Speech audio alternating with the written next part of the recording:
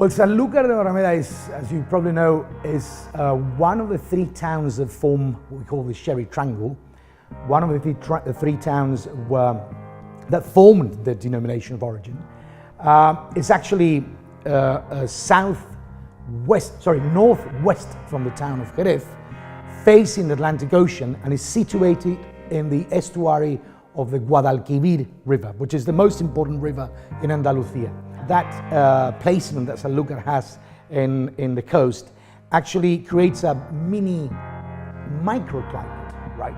The Gulf of Sanlucar, the proximity to the river, to the estuary of the river, and all the breeze and the winds that actually blow from the Atlantic Ocean make that area ideal to age such a wine, Manzanilla, right? We usually pick up between 2 and 3 casks every year, according to its complexity, and the winemaker and the cellar master will be tasting through that solera and will be identifying these casks where they find some extra complexity and elegance.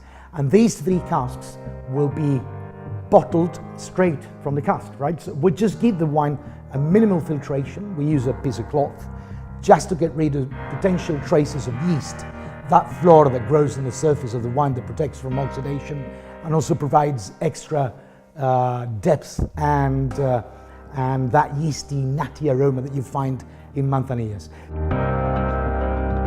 What makes an ideal sherry and what makes sherry so special? It's a combination of soil. The type of soil that we have in the sherry deal, it's called albariza, comes from the Latin word albinus, white, because it's very high in chalk and calcium carbonate, up to 60-65%, and that is what gives that minerality, that saline character to our wines, but also the aging of these wines. As you know, in sherry we have 2 big families, according to the style. We have the pale, golden, yellow, very light style of sherries, which are aged underneath a veil of yeast called flor.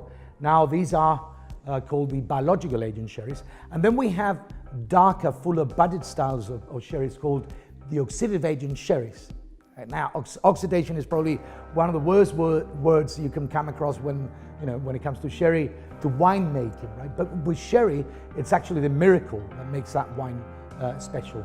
They're actually exposed to oxidation, concentrating, condensating, and becoming more complex and sophisticated. So, combination of soil and aging. Why should people drink more sherry? Well, that's a good question. I don't know if you noticed, but I've actually mentioned the word sherry just in a few occasions, right? I'm more into calling these wines sherry wines. These are actually wines, fortified wines, but they're actually wines, and they should be treated like wines.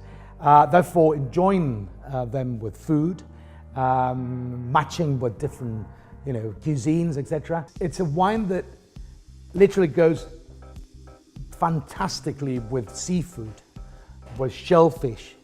I mean, having or enjoying a glass of Guita with oysters is probably an unforgettable experience, right? But if you ask me personally, I'm a Japanese cuisine freak. I love Japanese cuisine, and there's nothing better than a glass of well-chilled Guita served in a white wine glass, again, treated like a wine, with some sushi or sashimi.